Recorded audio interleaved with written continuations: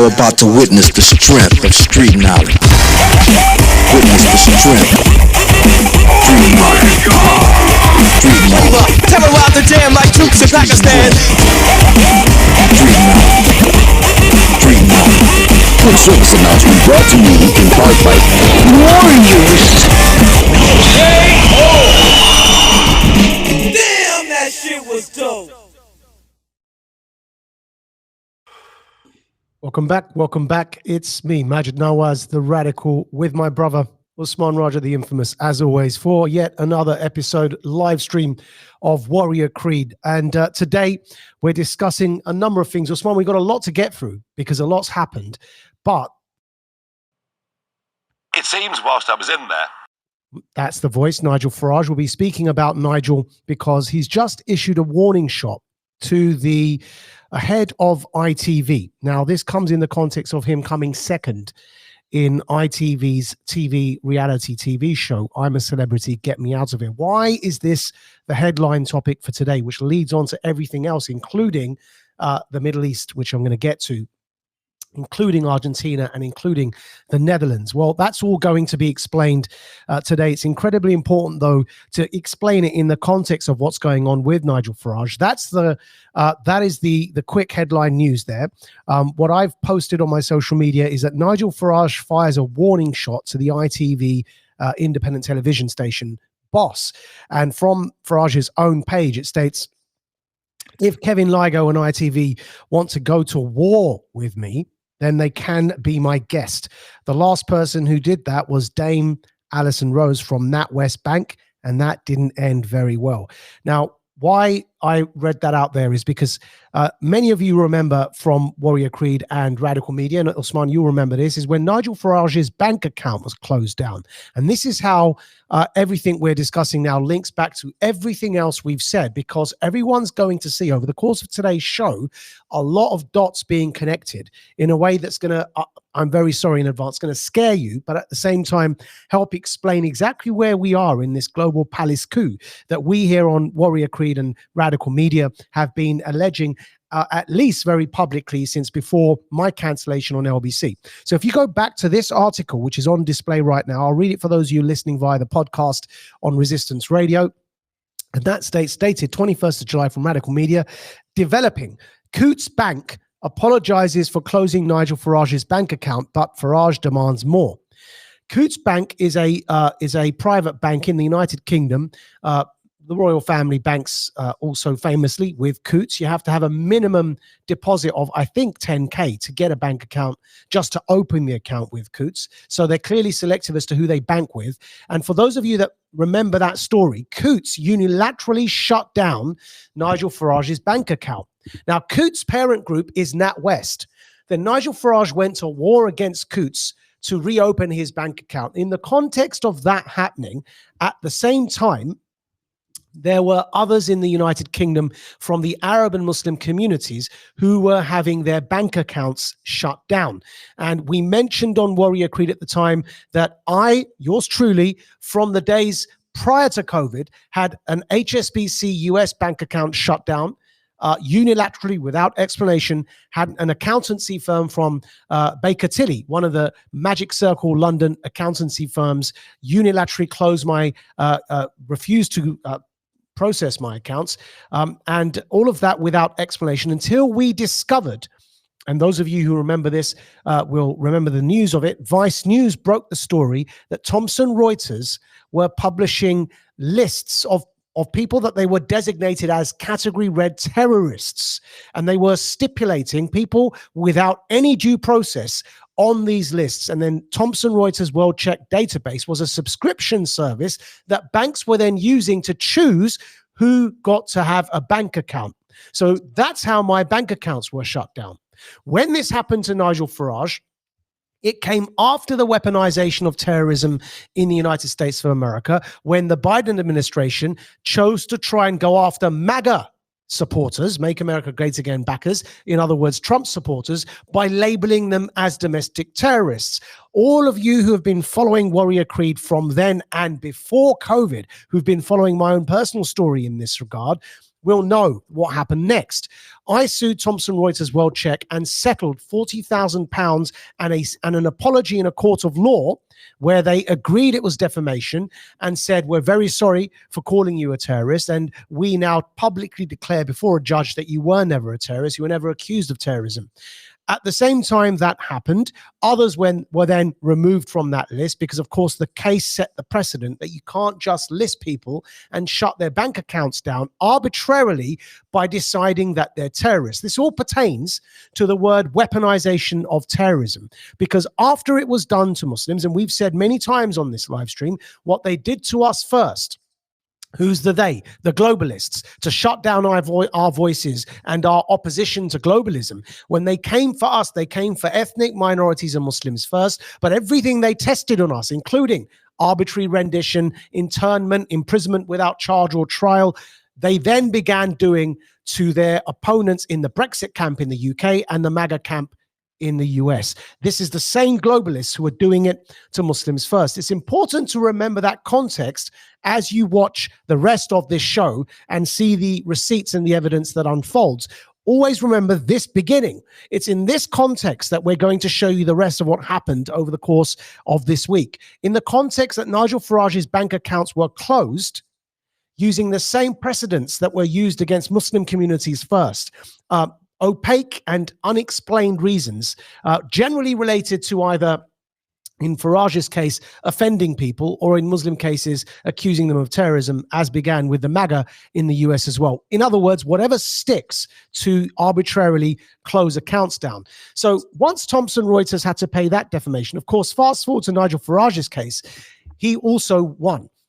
He managed to have the group that was owned Coutts Bank was NatWest, and that's why he mentioned in here that the last person who went to war against him, that was Dame Alison Rose from NatWest Bank. That didn't end well. That's correct, because Dame Alison Rose had to step down from the board of NatWest because of that debacle of them going for Nigel Farage's accounts. Now, for those of you who need more detailed background on all of this, go back to my Rogan episode in February 2022 and listen again to the second half, not my personal story, the second half as we explain the global palace coup in the context of the COVID mandates and how they will start trying to shut down the bank accounts of those who they oppose. They will weaponize corporatist media, formerly known as mainstream media. I don't think there's much mainstream about corporatist media anymore. Most of the mainstream opinion is now independent media driven. So that's why I call them corporatist media. We also mentioned in that Rogan episode, not only the weaponization of the financial system against voices opposed to globalism, but the weaponization of the corporatist media against voices opposed to globalism. And it's in that context now, again, you see corporatist media coming for Nigel Farage. After his appearance in I'm a Celebrity, Get Me Out of Here, the boss of ITV gave a private speech in which he was gratuitously insulting about Nigel Farage's appearance. That's the same ITV that actually aired the show I'm a Celebrity, Get Me Out of Here. So why would the boss of a TV show be going after the person that they invited on their show?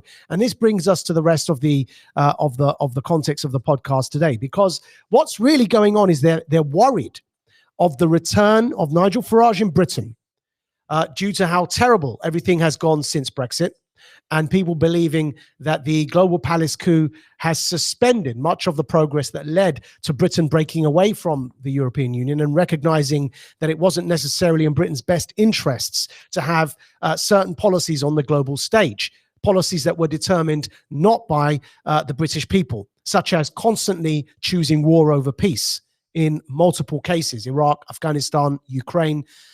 So the globalists, realizing that British public opinion was turning against their agenda, is now fearing the return of those voices that chose the British public over their globalist agenda. In the UK context, that's Nigel Farage. In the US context, it's former President Donald Trump. And it's why then they went after both. In the US, they went after the Jan 6 protesters as domestic terrorists. We've since seen the CCTV footage released that showed clearly the police officers were shaking hands with those protesters, raising the ropes and allowing them into Congress. That was, in other words, a false flag operation. And Tucker Carlson on his show released the full CCTV depicting that, which in turn exposed the globalist agenda of seeking to define the MAGA supporters and the MAGA base as domestic terrorists, and it undermined that attempt. Same thing here in the UK. They went for Nigel Farage financially. He won that case. His bank account remained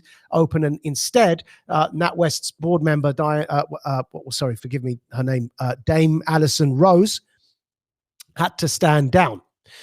What's happened next again is with ITV going after Farage, what they fear is, as in America, Trump is resurgent, and as in Britain, Farage is resurgent. With the resurgence of Farage and his political return to the point where it's even being suggested that he could become the leader of the Conservative Party, globalists fear a Nigel Farage premiership in the United Kingdom. It's not our position in this debate to take sides. If it isn't clear by now, the side we take is the side of the people, and we give credit where credit is due, and we criticize where criticism is due. So we criticized President Trump, for example, on his campaigning for, quote, a Muslim ban. When that happened, the receipts are there for everybody to see in the media. We were very critical of it. So we try and side with the people. In the context of the United States, it meant defending the people against the ever-increasing security state that sought to stigmatize their politically oppositional voice as a terrorist voice. In the context of the UK, it means siding with the people so that their bank account isn't shut down merely for being in opposition to the globalist agenda. That first, as we said, happened to ethnic minorities. It always first happens to ethnic minorities. It then eventually affected Nigel Farage. And in a sense, the silver lining there is that the wider British public got to see how voices that oppose the globalist agenda have been treated for many, many years. Once it happened to Nigel, everybody else got to see it. Well, now the same's happening with Nigel and the media. The ITV response, the very insulting, rude hand gesture made by the ITV boss about Nigel Farage, has exposed the way that the media take a view, the globalist view, against voices that happen to be domestic or present a domestic oppositional threat. And then they launch their entire campaign against those voices. It's with that introduction and with Nigel's promise, a warning shot, we would say, that if the media does come for him when he attempts to make a return to the political stage, that he advises them they will lose that war. Now, if you want to hear my forecast, and we on Radical Media have been known to be able to accurately forecast for a while, we will say to you reassuringly and very calmly, without any hint of anger, that if the media, corporatist media, does choose to go after any of those voices, regardless of where they sit on the political spectrum, and regardless of where they sit in the spiritual perspective as well, if corporatist media does choose to go for them, they will lose. And that is our forecast. We say that with much confidence. And in this case, the warning shot coming from Nigel Farage, if the ITV boss does choose to go for him, we also forecast he will lose. There is no doubt in our minds about that. And we are going to continue with that and suggest that those who have come after oppositional voices in the past and think that they have won will also find in 2024, after the new year, that they will in fact find that they have lost the debate, not won. And in that context of corporatist media, we want to demonstrate this by way of an example, because one such voice is Piers Morgan, who has his show on Talk TV. And Piers Morgan is being positioned, as you will see with certain voices in the US media, he's being positioned to take a view on the question of the Muslim presence in Europe. And if you remember what we said, that the desire of globalists will be to provoke a fifth generation war, in other words, a war of perception in Europe, pitting Europe's Muslims against everybody else. That is the aim. Global, asymmetric, fifth-generation hybrid civil war is the aim. Provoking World War III ushers in the total surveillance state under the guise of an emergency. That is the aim. And so it's in this context, remember, the increasing security state, labeling people as terrorists and extremists just so they can increase the state power. Remember all of the introduction we've made now as we talk through this example with Piers Morgan. So let's take you through this case study in that context, and remember what happened to Nigel Farage, and then see how Piers Morgan has started to behave on air. So the first thing we'll say is he's recently contracted COVID, which is a bit of a clownish thing for him to admit to. He's tweeted, "Let's face it, working from home is the new thing. Piers Morgan starts broadcasting tonight's show from his home after testing positive for COVID. We're going to show you the clip of Piers Morgan's confession that he tested positive for COVID. Why is this relevant? Well, it's relevant because it sets the stage for where Piers Morgan is coming from in the context of provoking this internal strife between Muslims and the rest in Europe, and going after those voices and seeking to marginalize those voices that are calling this out and that have the ability to platform the voice of the people instead of simply parroting the globalist agenda. So it's relevant to remember who Piers Morgan was when it came to the COVID mandate period. But here he is confessing to once again having contracted COVID while, of course, championing the boosters. Explain what I'm doing sitting here at home in West London. I've never done a show from my home before. I've got COVID, tested positive for COVID this afternoon. And I'll be honest with you, I didn't know what the new rules were. I didn't know if you're supposed to just crack on and go to work and merrily infect all your co-workers, or be what I thought was probably the more responsible thing to do, which is to try and do it from home. So here we are. We've got a great two-man crew with me. We both recently had COVID, so that's why they're with me, and we're going to try and get through it probably tonight, tomorrow and Thursday, and there's no reason why we can't, because let's face it, work from home is the new thing, right? So that's the same Morgan who took the COVID debate incredibly seriously during the mandate period. So seriously, he was encouraging everybody to abide by all the lockdowns and shaming anybody that criticized the vaccine or indeed suspected that the lockdown would be cause more damage than good. And now, again, he's still adhering to the ridiculous COVID protocols, as you saw in your clip, but just to demonstrate the hypocrisy of the man involved. And this demonstrates the dangers of allowing for certain controlled voices to steer this conversation around our domestic civil agenda. Remember, we're warning about those who may be provoking a civil war, Muslims versus the rest in Europe. And we're going to tie this all together. But first of all, just to remind you, this is the same Piers Morgan that blocked me when calling him out for breaking the very lockdowns that he was advocating live on air during the time of the COVID mandates. And those same lockdown regulations, while he was telling everybody to adhere to them, as the Huffington Post reports, and you'll see here in this article, Piers Morgan defends Christmas holidays to Antigua, insisting he didn't break lockdown rules. That's the reason that he was criticizing me at the time. And yet here we have the same Morgan still adhering, claiming that the COVID protocols mean something and having contracted COVID after receiving a booster. So with that tone and context, we're going to move to a recent interview Piers Morgan did with the leader of my former organization, Hizb ut-Tahrir. That leader in Britain is Abdul Wahid, Dr. Abdul Wahid. This is him. This interview was done this week, and it was Piers Morgan interviewing the leader of Hizb ut-Tahrir in Britain. That's the Hizb ut-Tahrir account. And of course, it's everything that you expected from such an encounter. And what I mean by that is the conversation reinforced the stereotype on both sides, and in other words, reassured those that want the dialectic of a civil war or conflict, and it reassured those who believe there's absolutely no compromise possible between Islam and Muslims in Europe, that was the correct position to take. So let's listen to a couple of clips, and again, you'll see why everything I'm going through now is building up to something that I wanted to spend, that we wanted to use this particular Warrior Creed episode to warn against, and that is the incitement to a civil war in Europe, Muslims versus the rest. But this is all building up to that context. Have a listen, first of all, before we play the clip of Morgan. This is a clip that Hizb ut-Tahrir posted themselves. It sets the tone for what happens next because it's a counter.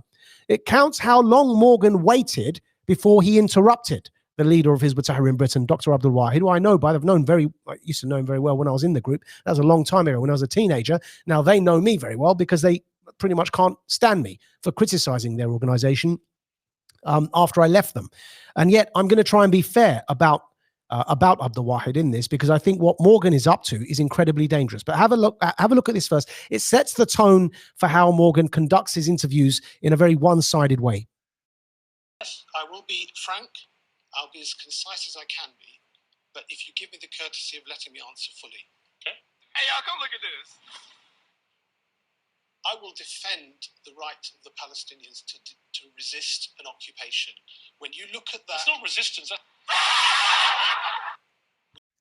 So that was a parody clip demonstrating that it took all of 7 seconds for Piers Morgan to interrupt after promising he wouldn't interrupt. And I'll come to why that's relevant. But let's first watch 2 clips of both back to back of both, and I'll give a bit of commentary in the middle, of both Morgan and the leader of Hizb ut-Tahrir in Britain, Dr. Abdul Wahid, discussing some of the key cultural issues that affect Muslims in Europe and Western society.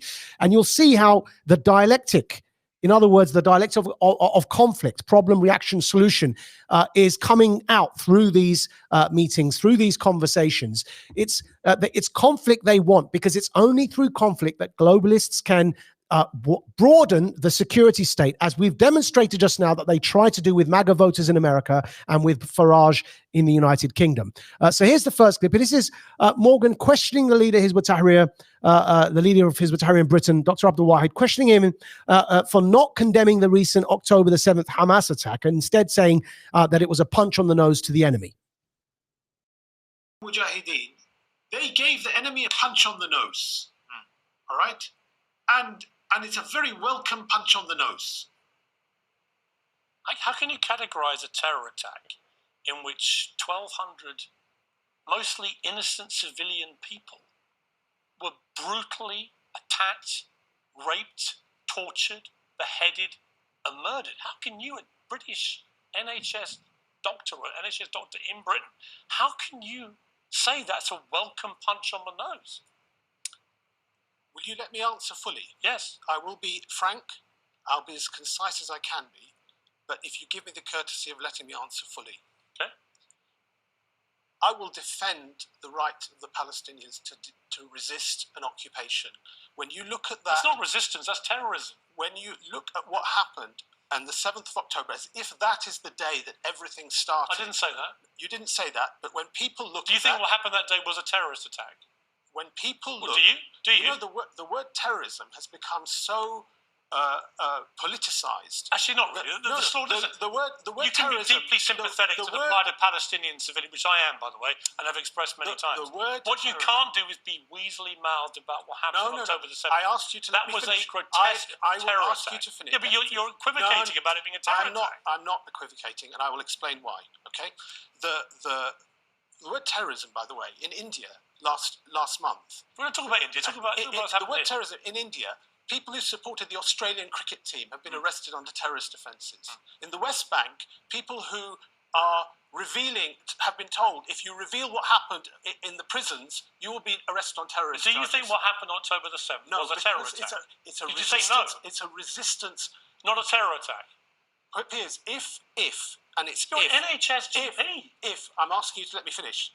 If, right, our Islamic standard in conflict, in warfare, our Prophet, peace be upon him, sallallahu alayhi wa sallam, he said, you can't kill children, you can't kill women, you can't kill the elderly, you can't mutilate. Hamas did all that. If anybody did that, what do you mean if? I say if because... They literally broadcast it on their own streaming platform. Well, I'll tell you what a lot of us saw. Hamas broadcast it merrily to the world. Here's us doing these terrible things. And what do you mean if? What many of us saw on that day were videos coming out showing people saying, we will not harm women, we will not harm children. Do me a favour. No, that's what... Doctor. I'm saying that. Resistance is a right in Islam. It's a right in international law. It's even a right that Churchill said in his History of the English-Speaking Peoples. That is, he actually wrote in that book, it is a primary right of men to kill and die for the land they live in. You literally read me a description of what people who follow Islam are not supposed to do. Yeah. And Hamas did all of those things. But your response is to say, well, hang on, I've seen videos of them saying, we don't want to do that stuff. No, yes. I find that pretty offensive, Doctor. We all know they did it because they boasted to the world with their own videos what they were doing. I find it amazing that respected journalists like yourself have seemed to have suspended their critical faculties. No, I'm believing what Hamas wanted me to see. Well, you're believing what you saw. No, what Hamas themselves broadcast to the world because they wanted to take great glee in what they've done. There's no ambiguity about it. Now, the first thing to note there is, as we know that Ibn Abbas responded with to the Khawarij, or those who rebelled against the family of the Prophet Muhammad alayhi salam after he passed away, that there was kalimatul haq urida biha batil. There was the word of truth, but sought instead, or used instead, or deployed instead for a false cause. So the word of truth can also be manipulated in a false context. What you heard there in that conversation was both sides in that debate saying correct things and obviously incorrect things. One of the correct things that Abdul Wahid, the leader of Hizb ut-Tahrir in Britain, said was that the word terrorism, if you noticed, has been weaponized. We began by demonstrating that. In the context of Jan 6 and the MAGA voters. But what happens when you put a true point in, but instead of coming out the mouths of those reasonable voices that have been marginalized because they're being cancelled by the state, again, we began by demonstrating that. Remember why we began the way we did. If you suffocate the reasonable voices, then reasonable points will be made in the media by the unreasonable voices. And then you have to ask the question, why are the unreasonable voices being granted platforms while the reasonable voices who have been attempting to make these points, such as the weaponization of terrorism, are instead blocked from those very same platforms? And that makes you wonder what exactly it is that these broadcasters want to achieve when promoting voices that do nothing but instead encourage the dialectic. So that's where Wahid was correct. Remember, we say we give credit where credit is due and criticize where necessary. Of course, where Wahid was incorrect was in his dithering and stumbling and inability to be morally clear on the issue of targeting civilians, while also being able to make the point that we're aware, while we condemn what Hamas did on October the 7th, that Netanyahu facilitated it and wanted it to happen precisely so he could have the pretext to ethnically cleanse Gaza, which we demonstrated he wants to do in last week's live stream. And we showed you the Hebrew in which Netanyahu said he wants to thin the population of Gaza. And that is ethnic cleansing. And anyone who doubts that, go to Radical Media, Maajid-Nawaz.substack.com, and see the receipts from last week's show where we prove in the Hebrew and then with the English article translated by The Intercept that Netanyahu has confessed to wanting to ethnically cleanse Gaza. And so it's only in that context, being able to demonstrate that Netanyahu facilitated what Hamas did on October the 7th, that we can demonstrate that October the 7th was a false flag event, the funding of which and the planning for which was facilitated by Netanyahu and the Netanyahu wing of the Zionist agents who work in Mossad in order to provide Netanyahu with a pretext to invade Gaza. But instead of making that very clear point, that condemns October the 7th while demonstrating that if you condemn the terrorism of October the 7th, you must condemn the terrorist financiers of October the 7th, those who facilitated it, including Netanyahu himself. Wahid comes across as somebody that is morally unable to be clear on attacks against civilians, while contradicting himself and demonstrating that the traditional Muslim view has been to condemn such attacks. If you look to how Muhammad Hijab performed, he performed a bit better than Wahid in that regard. But putting all that aside, you can see how in that clip, you can see how Morgan has adopted a very antagonistic stance, not allowing for that full picture to come out. And this is demonstrated in the next two clips we're going to show you. The first one, when he confronts Wahid on the question of Sharia ethics and morality. What is your view of homosexuality? I believe homosexuality is a sin. A sin is wrong. So when gay people come to your practice, do you treat them? Why? Because I treat all my patients with kindness and without discrimination. Do you tell them you think what they do is a sin? What an absurd thing to say. Why wouldn't you be upfront about that? Why would I say that? Because they don't come. Why don't you try going back to your surgery tomorrow? They don't come to me. Why don't you go to surgery tomorrow and say, before we go any further to your patients, I want you to know what I think. I think that I agree with the guy who said that this country is full of LGBT filth, feminist filth. I don't think Hamas are a terror group. I don't think what they did on October the 7th was a terror attack. And by the way, do you want me now to treat you? Do you understand what? I don't understand any of that. Professional integrity is. Oh, you think that's professional integrity? No, I think professional integrity is treating the people I treat with respect and with kindness. How do I know you fairness. Do? Well, they know I do. Do they? Oh, yeah. Do they? Oh, yeah. Do they know you think they're filth? I didn't say that they're filth. You agreed with what he said? I didn't agree with what he said. You said, I agree. No, I agree. I can play the tape back if you like. I agree with the fact that the Muslim world should have the Islamic system. Yeah, I didn't say I agree with that. I don't use words. You want full Sharia law for this country? for this country. I'm working for, our group works for Islam, the restoration of Islam in the Muslim world. But here, we work to uphold Islamic values in our personal life and in the Muslim what about, community. do you want Sharia law here or not? I would love, you know what? You'd love it? No, I tell you what. In this last 2 months, one of the strangest things has been where people here have been looking at the people in Gaza and they've been going and looking and reading the Quran. And they've been looking at it. And I'd invite you and your audience to do that. Just to clarify. I would do that. And just to clarify, you would like Sharia law here? And they are not convinced by these neocon would you like Sharia law here? And caricatures of Islam, are they? Actually, I don't think people. All I've done is ask you straightforward questions. Yeah. You've revealed your beliefs in the answers. Yeah, you have. You may not even realise what you've done, but you have. I believe in Islamic law, and I don't believe in the caricature that you try and present of Islam. Would you like Sharia law in this country? I would love to see you want Sharia law in this country. I don't want Sharia law in this country. Well, that's your wish. So you would? Yeah, but I would you? I believe it's the best system. Now, if you see the equivalent of Morgan interviewing the Daily Wire's Ben Shapiro, and the specific question of Ben Shapiro's views on homosexuality specifically comes up, and the response of Morgan is, that's okay, that's your freedom of religion, you're allowed to consider gay marriage to be a sin. And so if there is if you begin to notice a treatment of one particular religious group in one way and another religious group in another, then forgive us for noticing the hypocrisy and then for asking the question, to what ends does that hypocrisy serve?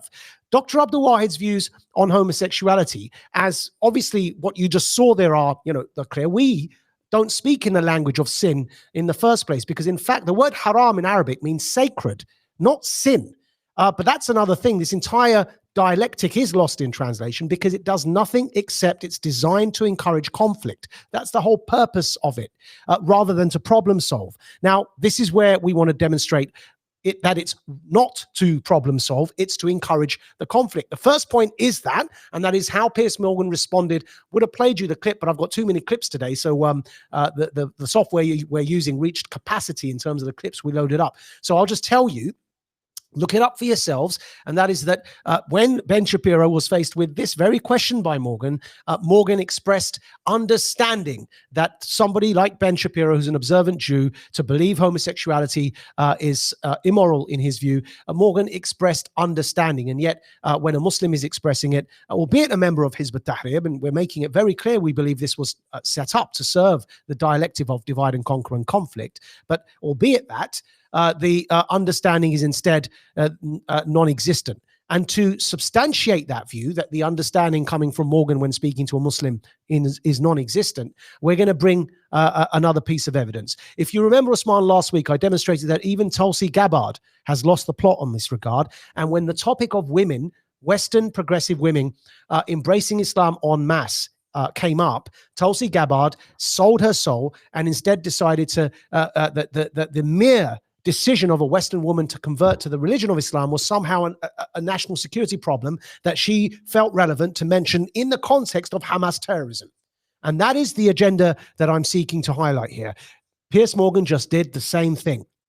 So remember what we showed you last week. If you go back to the Warrior Creed live stream or Radical Media on Maajid-Nawaz.substack.com, you can see the clip of Tulsi Gabbard stipulating explicitly that the phenomenon of Western progressive women converting to Islam was framed in a national security, through a national security lens. We then revealed that Tulsi Gabbard was a PSYOP soldier, and that she served in Iraq in psychological operations command for the US military. Therein is the danger of allowing this to go without critique. And that is that, of course, we're exposing this agenda of provoking a civil war within the Western context of Muslims versus the rest. That requires the media to exacerbate the flames, to inflame that division.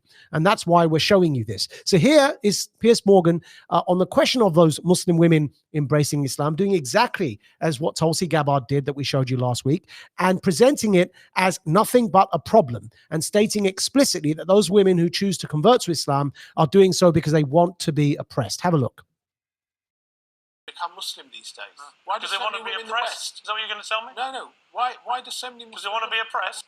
Why do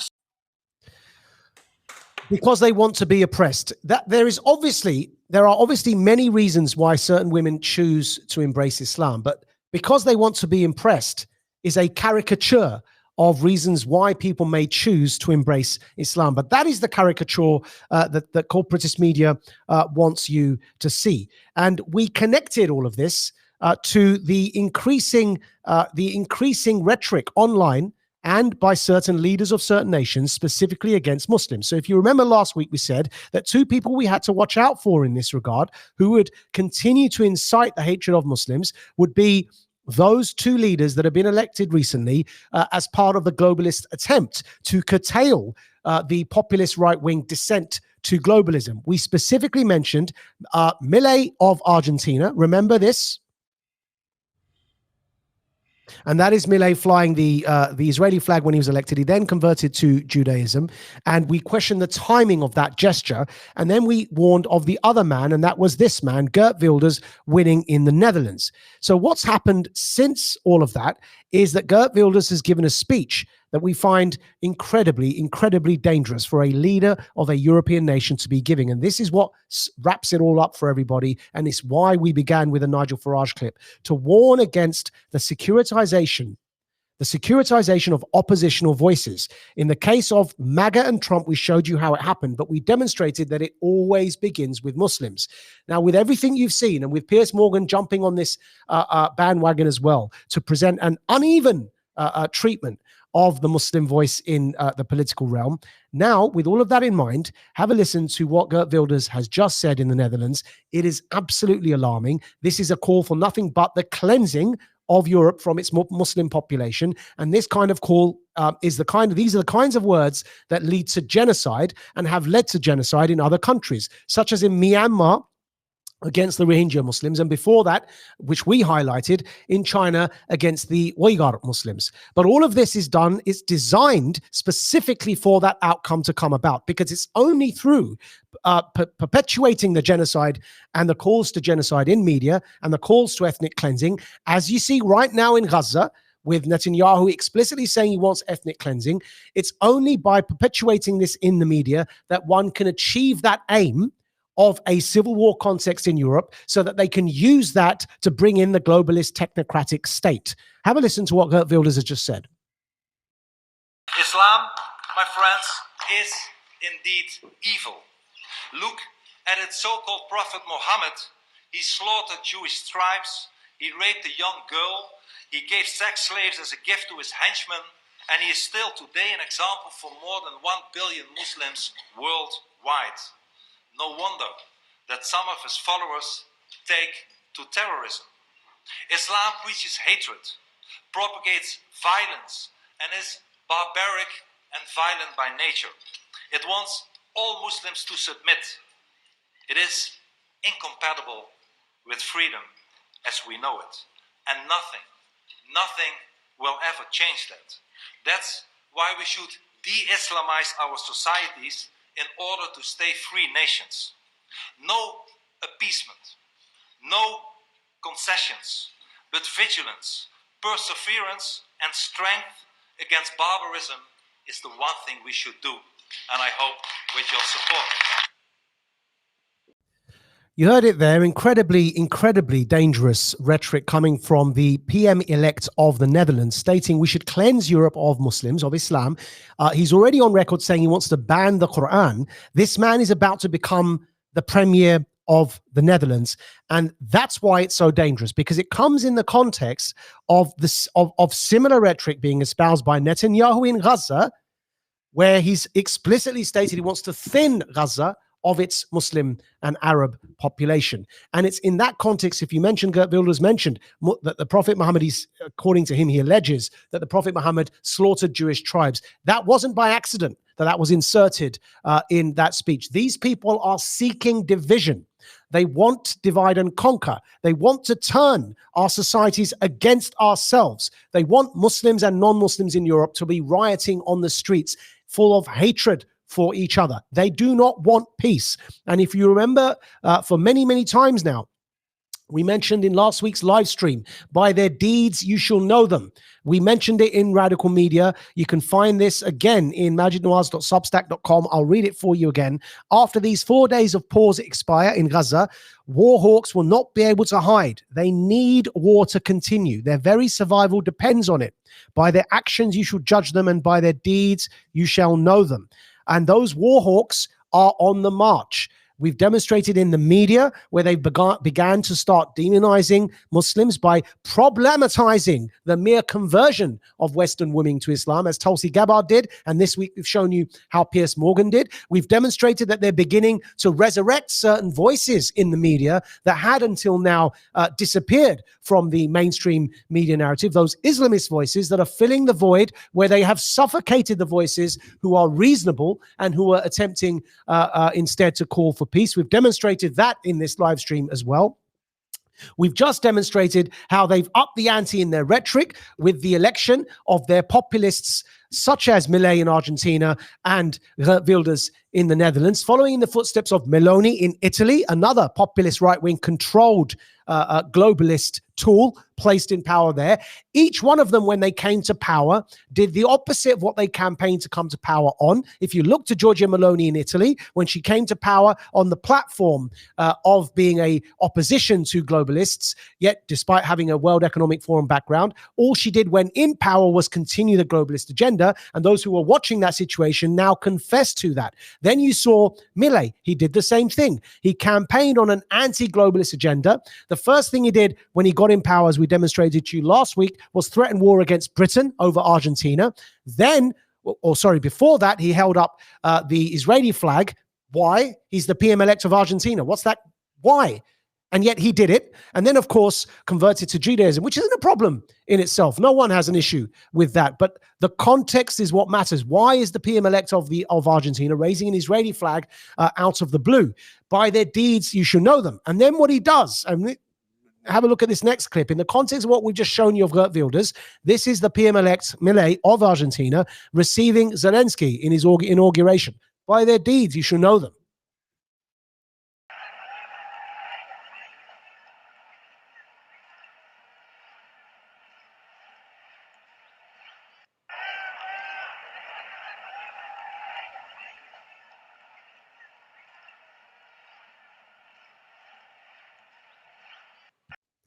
He also gifted Milei gifted Zelensky and menorah. Again, nothing wrong with that per se. But the context in which he's flying an Israeli flag while Netanyahu's declaring his desire to ethnically cleanse Gaza, while Geert Wilders is giving speeches like the one you just heard, and you're beginning to see how the globalist cabal is operating.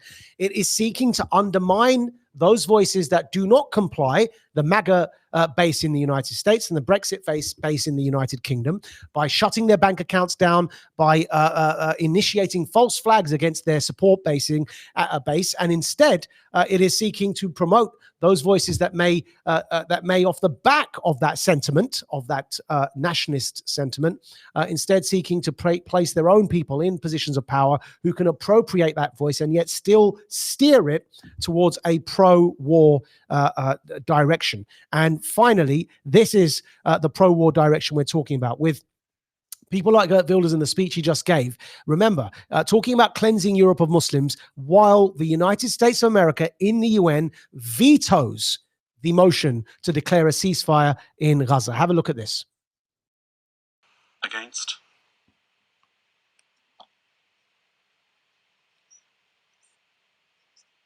Abstenciones. Abstentions.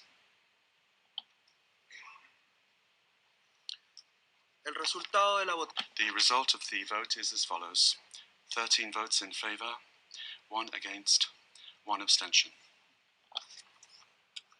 El proyecto de The draft resolution has not been approved due to the veto of a permanent member of the Security Council. En contra. Against. That was the United States vetoing a motion at the United Nations for a ceasefire in Gaza. And we conclude in that point to demonstrate that they are headed in the direction of war. War is what they want, and they want to support that war in Gaza, Netanyahu's ethnic cleansing in Gaza, by inciting and provoking war, civil war in Europe, Muslims against the rest, a fifth generational war of perception, and that is an internal civil war, so that Western populations become hardened and radicalized against their Muslim compatriots, and that the result of that radicalization domestically in Europe means that controlled populist right-wing voices like Meloni in Italy, Geert Wilders in the Netherlands, Milei in Argentina arise, and those voices support Netanyahu in his war and conquest in the Middle East. That is the globalist agenda, and we can see from their suppression of the MAGA base and the Brexit base in America and the UK that they seek to marginalize those voices that are calling it out. What remains to be seen is how Trump and Farage behave off the back of the support they would get from the people who would be against war in their right-wing base. And of course, that all remains to be seen. What we're not saying is that Trump or Farage, when they do return to the front line of politics, will do the right thing.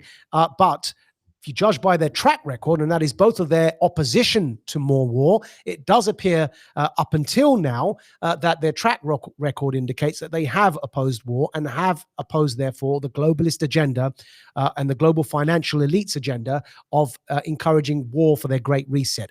And that's where we hope they stay. And of course, we on Warrior Crew will be both behind the scenes and live in our live stream, monitoring this situation very closely. Usman, that's all I've got for today. It's a very sad, unfortunately, what we just saw there from the Netherlands. But I will say before I hand over to you that I do have a hard exit at 5:30 today because I have to go to a dinner. But I can talk to you more about that once we are off air. But over to you. The Geert Wilders speech, the ramifications of that are absolutely horrific. I mean, what we've had happening incrementally since 9/11 has been this vilification of Muslims from the perspective of like the rereading and the recontextualization of what Islam means. And what I mean by that is that after 9/11, unlike other faiths, Islam became a subject of study. Yeah. And the industry that popped up, where you had individuals like Ayaan Hirsi Ali and Robert Spencer and people like this who purposely came out with books and speeches that vilified Muslims in the worst way. Yeah, taking things out of context, and literally using the exact interpretations that the most extreme terrorist groups were taking. Yeah. And parroting them for the general public to read. So because Islam became a subject of that general knowledge. Remember, previous to 9/11, when Islam was mentioned, we talked about before characters like Muhammad Ali, Cat Stevens, Malcolm X. These were the people that were looked at. Post 9/11, we went from Osama bin Laden through to creating a base from which disenfranchised youth taking on the anti-hero persona could then be recruited to groups like ISIS. Now, what I mean by that, Maajid, is remember that we don't separate between the Muslim populace and non-Muslims. What we say is, okay, Britain, Europe, the West, and we go, okay, and when we look at the trees, we say, what is the low-hanging fruit? Remember we talked about that. We talked about, with general knowledge, we look and we say, what is the low-hanging fruit? Is it healthy or is it full of maggots? Yeah. And when we looked, we were like, oh my God, this is all full of maggots. anyone that eats this is going to get sick. So when we're living in a time where this anti-hero persona is something that is celebrated, and what I mean by that is, yeah, this isn't to criticize Donald Trump in that way. It's to just put across the point that when Donald Trump was, the complaints Donald Trump would be making were the complaints of the man on the street. Yeah. So we're talking about, we can talk about the idea of being relatable in complaining in the same way. Yeah. In simplifying the subject. So the man on the street could just look and go, okay, yeah, the Muslim ban. Yeah. There's very simple. It's a very simple black and white way of looking at things.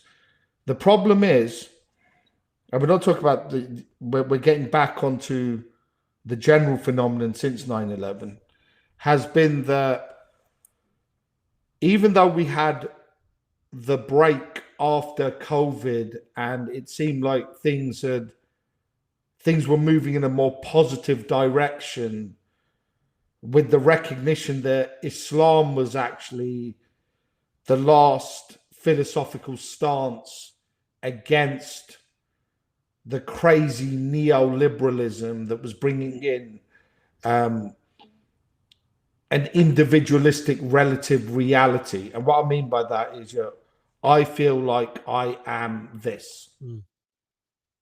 Fill in the blank, because we moved from I feel like I'm a man or a woman to I feel like I'm this age, or I feel like I'm this species. So this idea of relative reality for the individual, even to the point of, well, I think this word means this. So what you're actually doing is you've got this like atomized Tower of Babel phenomenon going on, where people are unable to communicate with each other. Able to communicate. Yeah, which was the problem with the Tower of Babel.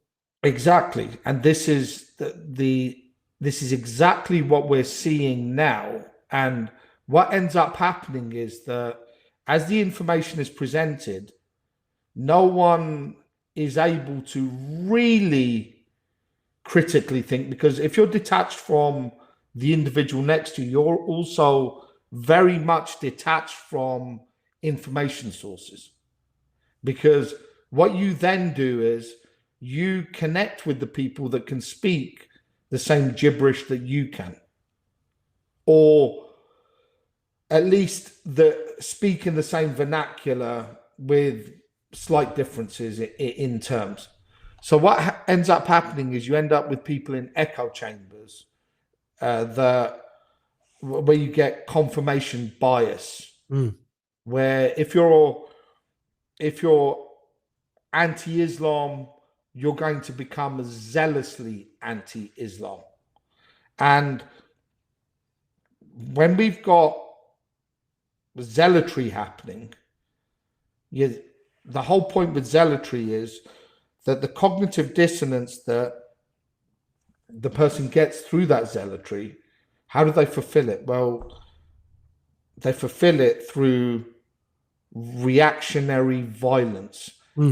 Right. But can I just quickly interject a sentence here, because you and I agree on this? What we're witnessing is that mainstream population, for want of a better phrase, is being subjected to the same process of radicalization that was already applied to Muslim communities. They are being deliberately radicalized. Mainstream society is being deliberately radicalized against Muslim minorities.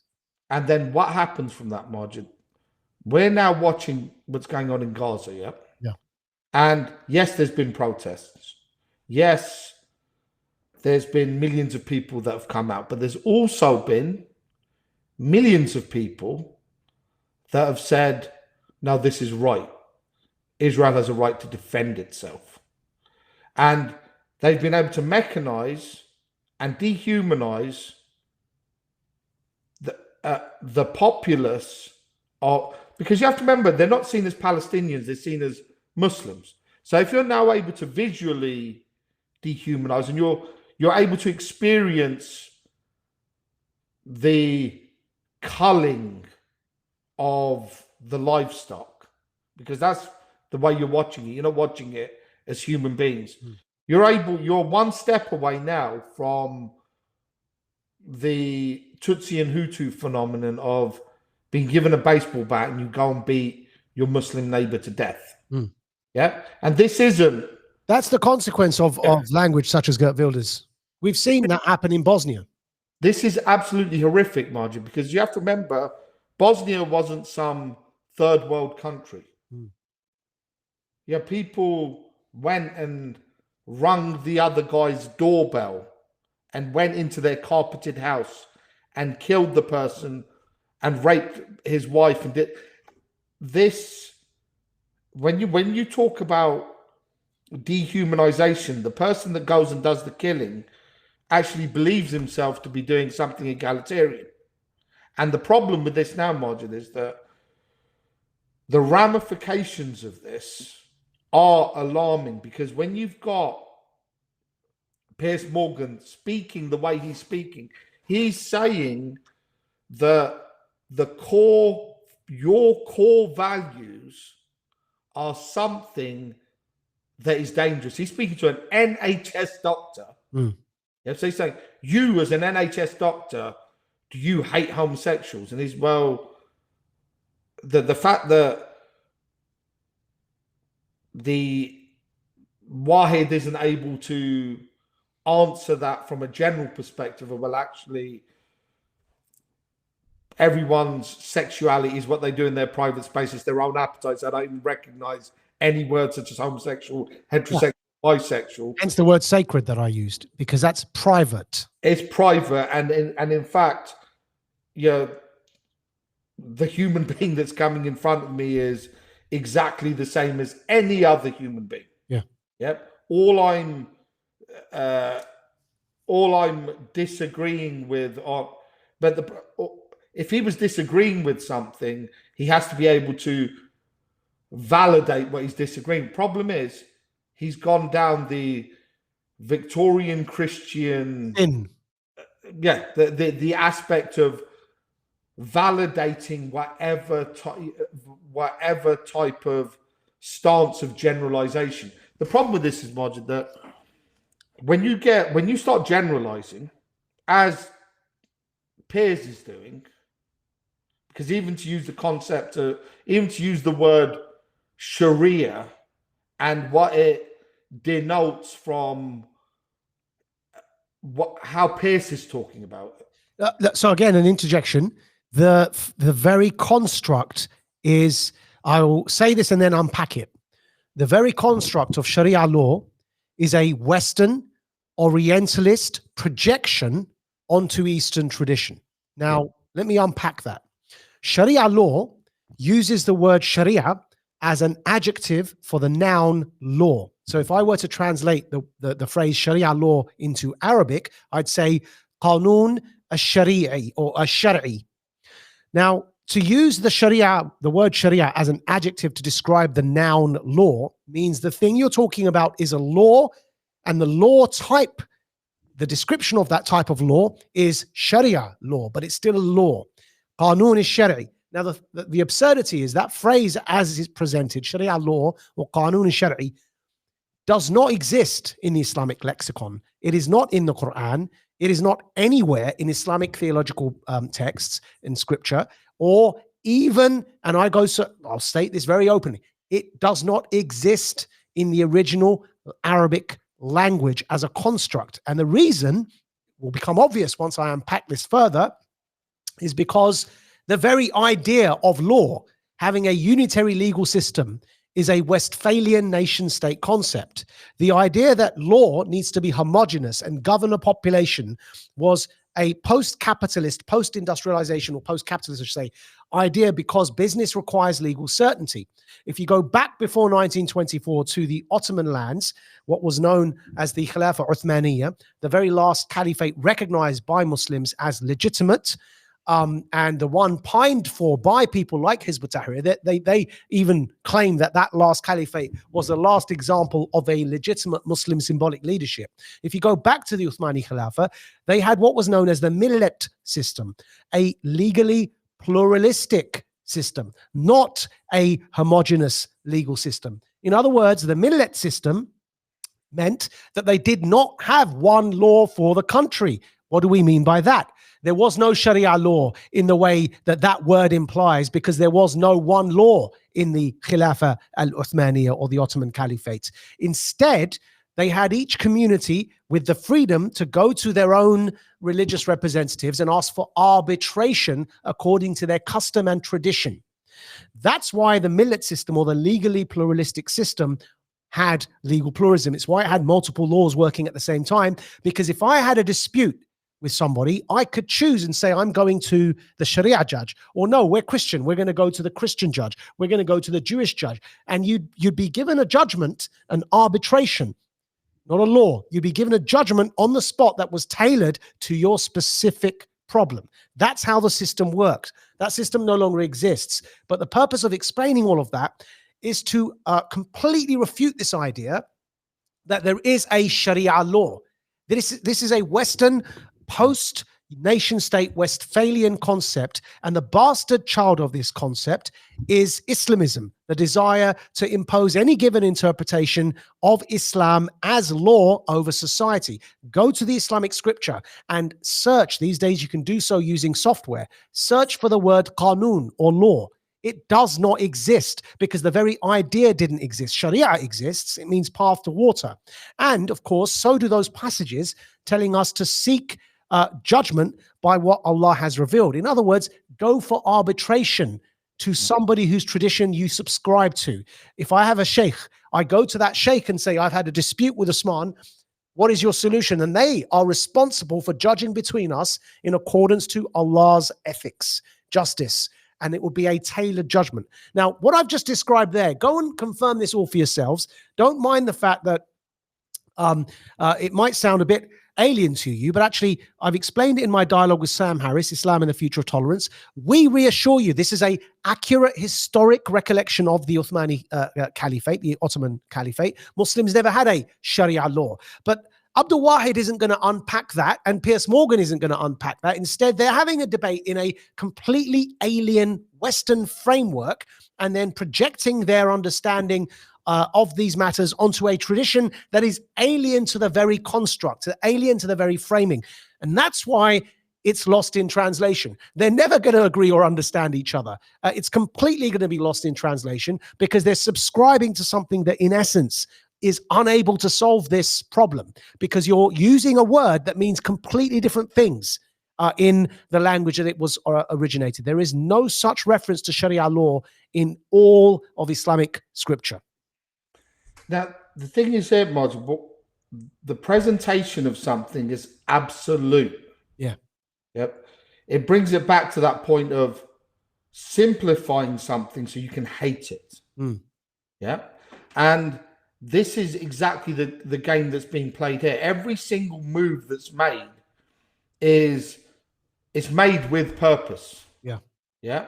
So when you've got Piers Morgan speaking the way that he's speaking, there's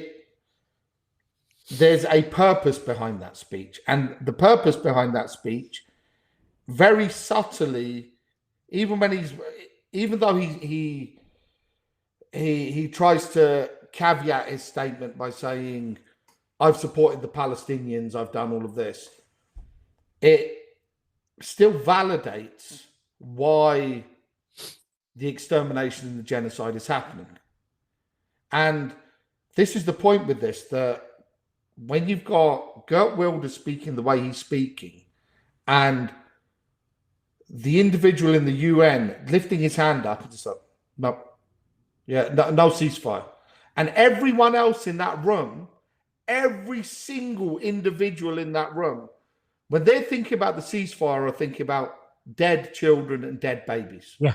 Every single individual. Yeah. Now, the point is with this, what this then does for the person at the street level who is paying high interest rates, high energy bills, high everything else, who is in a state of stress, then looks round, and it's very easy for him to find the person to blame. As we saw with the guys that were in Waterloo spouting racism at whoever was filming them, or the lady at the service station, or recently a death threat. You sent me a clip of a death threat. Go for it. I actually received the original copy of that in a message from because we're trustees on a school. So, but not on that school, but the original message, and then I sent you the lady reading it on the Instagram. So it was a threat that was sent to Apex Islamic School. Now, the point with this is that it wasn't something that was reported. It wasn't out there in the press. It wasn't something that was, and we've seen this all the way through, where if you start reporting these things, you create sympathy and empathy for the community. Yeah. Which is why they're ignored. Which is why it's ignored. And instead, the media is focusing on what Morgan just said there. Women are oppressed if they convert to Islam. What you saw Wilders do, what you saw last week, we showed you that Tulsi Gabbard did. I mean, this is only headed in one direction. And it's obvious as we're showing this. And it's obvious, therefore, why. Look at our viewing figures last week, bro. Yeah. Right, on this show, it's obvious what's going on. The show's being repressed, reasonable voices are being repressed, so that voices that you cannot but disagree with are being platformed. Yeah, and the issue with this is, what is the end point that we're looking at? How many years does it take before the lid pops, before that cork pops? Because the problem we've got with this is that we never, I mean, Geert Wilders, how many years has it been? At least 2 decades, hasn't it? Since 9/11. Yeah. And Geert Wilders has always been at the very front in terms of the extreme right wing in the Netherlands. Yep. So if you'd said to me ever that he would be becoming a minister of that country, and I wonder what's going to happen on the... Can I contextualize this? This is the same guy that was banned from coming into the UK. He's now Prime Minister-elect, and you've got Muppets online who think they're based celebrating that speech. In fact, let me just play it again, because it's an incredibly dangerous speech. Have a listen. This is the Prime Minister-elect of the Netherlands. Islam, my friends, is indeed evil. Look at its so-called Prophet Muhammad.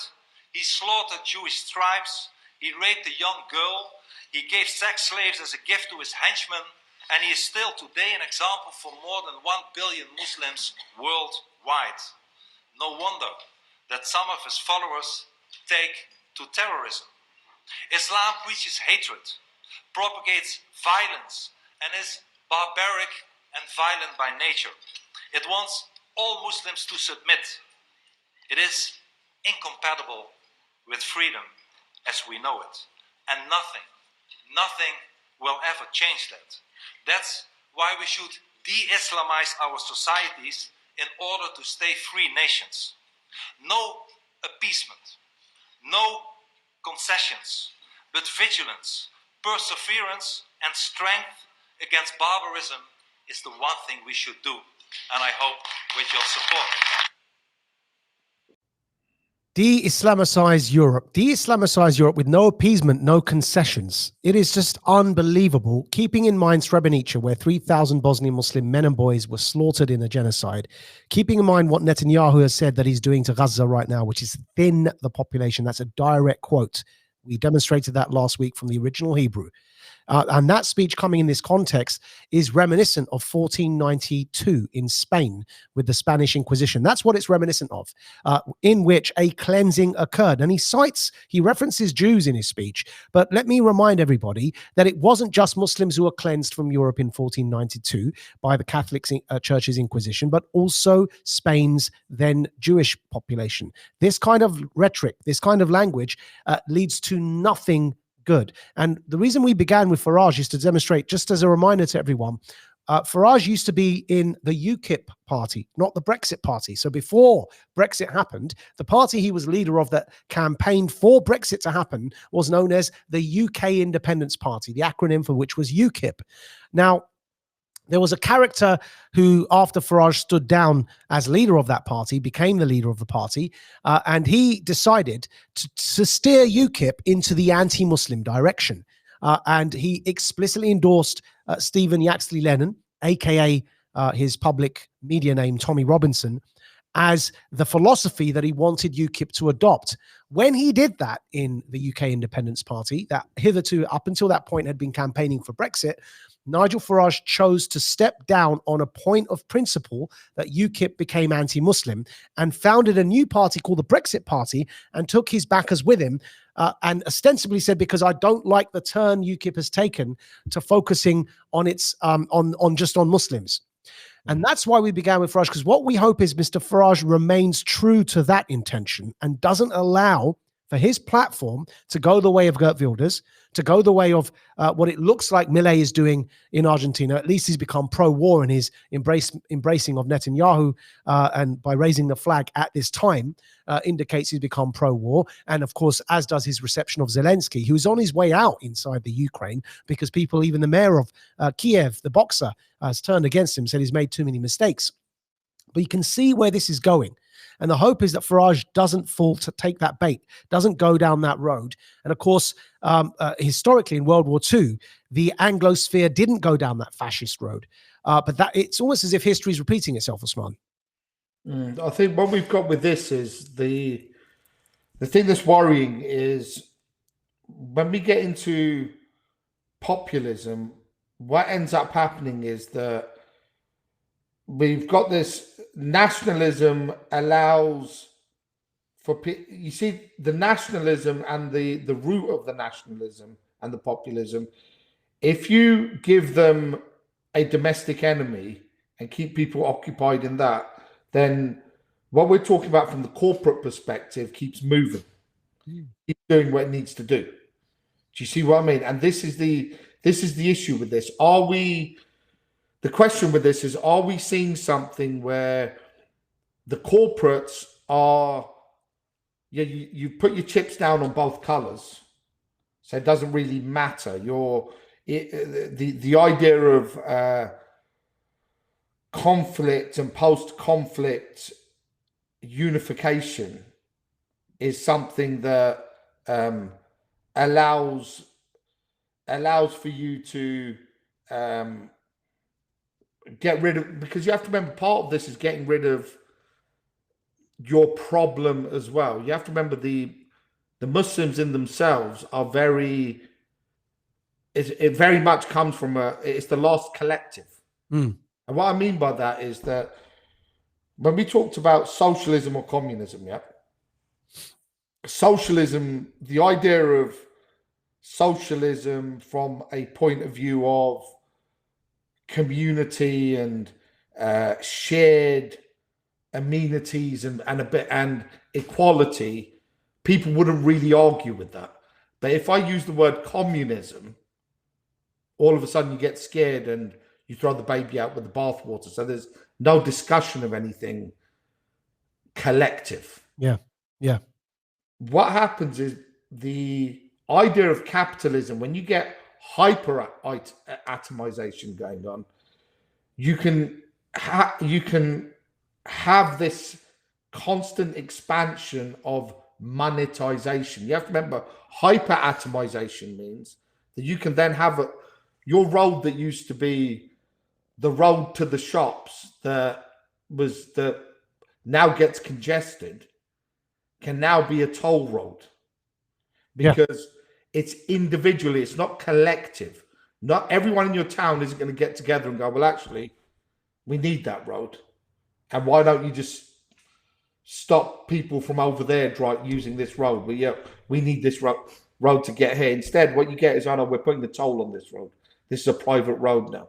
And so remember, capitalism needs constant expansion. It needs constant monetization of what wasn't monetized before. In order to do that, you need atomized individuals, and then within the atomization itself, you have the niches within which these individuals validate their identity. And remember, the other point with this, as you come up in that niche, what is the ceiling of that niche? Is it 40? Is it 50? Now you're in another niche. Now you need to shop for yourself in a different place for the next identity. So what you start getting with this is the idea of constant insecurity.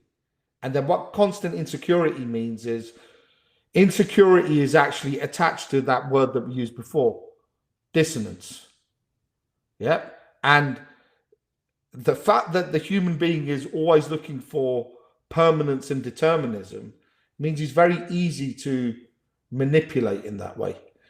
And this is exactly where we're heading. And the problem is with this, that once you bring in, yeah, it's clever as well, because once you bring in the common enemy, I mean, what do we get? 1 out of every 5 people on the planet is a Muslim.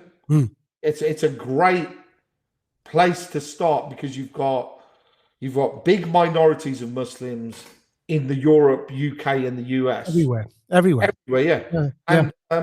And you can either dehumanize them or allow them to be humanized. Of course, allowing them to be humanized deals with the problem. There won't be a civil war. We can see where the corporatist media is headed. It is headed towards the dehumanization. And then once you get the dehumanization, where does that also place, Maajid? The Muslim countries. Yeah. You're either with us or you're against us. And now when you've got ruling elites and all of this, is it a case that what we get with this is, once you show that there's a level of ramifications, because you have to remember, there's what we're seeing with Gaza is the powers that be are showing we don't care. Yeah, I don't think it's like there's a difference, isn't there? It's like when you purposely bomb hospitals, doctors, UN shelters, you've got children dying in front of you. Yes, there's a renewed interest in Islam at the street level, but we know that within the political class itself, the representation of Islam is almost zero. Yep. And that is where it matters. Indeed. And again, the culling, you use that phrase here, the best depiction of that, if you go back to Castlevania, for example, see an episode by that name even, there's the culling that the character in there engages in, and it's a similar thing. They do not care. They are culling the human population. They do not care about the consequences of it. And that's where we find ourselves, which is why the word culling is appropriate. It's very, very precarious and dangerous, the situation we're in. And it's why, in that context, those online voices that are agitating and subverting at the moment need to realize how dangerous the game it is they are playing. No matter how happy they get with themselves, ultimately, when the hard reality hits, they are a minority voice in the Western context. And when this blowback comes, it will hit them hard, which is why everybody who's responsible needs to be doing what they can to calm the situation down and not inflaming tensions. On that note, I did say I had a hard exit. We have to go. But do join us next week, 3 p.m. UK time, 10 a.m. EST for Warrior Creed live stream on Rumble. And of course, as always, this episode will be released on Radical Media, which you can find at Maajid-Nawaz.substack.com. It'll be released the next day after the live stream. So you should be listening to this on Wednesday on Radical Media. We'll join you next week. Thank you very much, as always. Now about to witness the strength of street knowledge. Witness the strength. Street knowledge. Street knowledge. Terrorize the jam like troops in Pakistan. Street knowledge. Street knowledge. This service announcement brought to you in part by